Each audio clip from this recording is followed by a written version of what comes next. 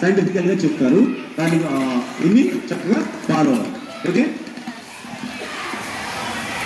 మరి యువజన సర్వీసుల శాఖ మేనేజర్ సుబ్బారావు గారు మీకు మరి మంచి సందేశం ఇస్తారు సార్.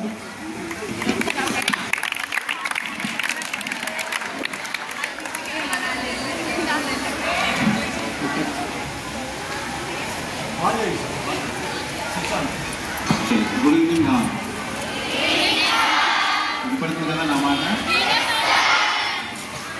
నేను సర్వీసుల శాఖ అంటే యూత్ వెల్ఫేర్ ఆఫీసర్ ఉంటుంది.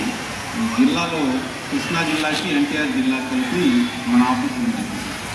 ఈ యూత్ వెల్ఫేర్ డిపార్ట్మెంట్ నుంచి యువత ఎవరైతే ఉన్నారో వాళ్ళ అభివృద్ధికి సంబంధించి వివిధ సంక్షేమ కార్యక్రమాలు, వాళ్ళ ఉపయోగం కోసం, వాళ్ళ అభివృద్ధి కోసం, వాళ్ళ ఉన్నతి కోసం రకరకాల కార్యక్రమాలని మన డిపార్ట్మెంట్ నుంచి నిర్వహిస్తూ ఉంటాం.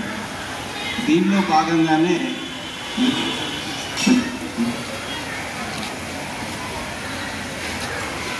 తర్వాత డ్రగ్ అబ్యూజ్ అంటే డ్రగ్ని ఎక్కువగా కనుక తీసుకుంటే మనకి ఎటువంటి నష్టాలు ఉంటాయి, ఏమేమి దుష్ఫలితాలు కలుగుతాయి, ఇలాంటి వాటి మీద, తర్వాత విమెన్ ట్రాఫికింగ్ అంటే అక్రమ రవాణా అని అంటారు కదా, ఇప్పుడు ఈ మధ్య మనం చూస్తూ ఉన్నాయి.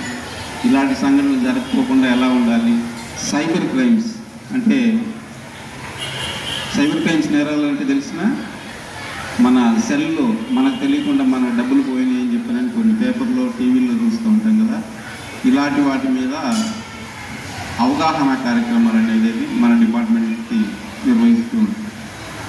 వీటితో పాటుగా యువతలో అంటే మీరు ఎప్పుడూ చదువు వీటి మీదే కాకోకుండా కొంచెం ఉల్లాసంగా బయటకు వచ్చి ఉండడానికి డ్యాన్సులు, పాటలు, తర్వాత ఇలాంటి వాటిల్లో పోటీలు కూడా కండక్ట్ చేసి ఇక్కడ విజేతలైన వాళ్ళని, మన జిల్లాలో విజేతలైన వాళ్ళని రాష్ట్ర స్థాయికి, రాష్ట్రంలో కనుక విజేతలైతే వీళ్ళని జాతీయ స్థాయికి కూడా అన్ని ప్రభుత్వ ఖర్చులతో పంపించడం జరుగుతుంది.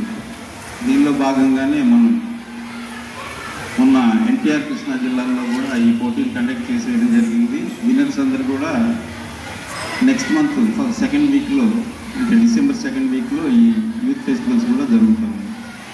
జనవరి 12 అంటే తెలిసినా ఎవరికైనా ఆ రోజు స్పెషాలిటీ ఏంటని ఏమా? Vivekananda Jayanti. Very good. Claps ఒకసారి కొడదామా?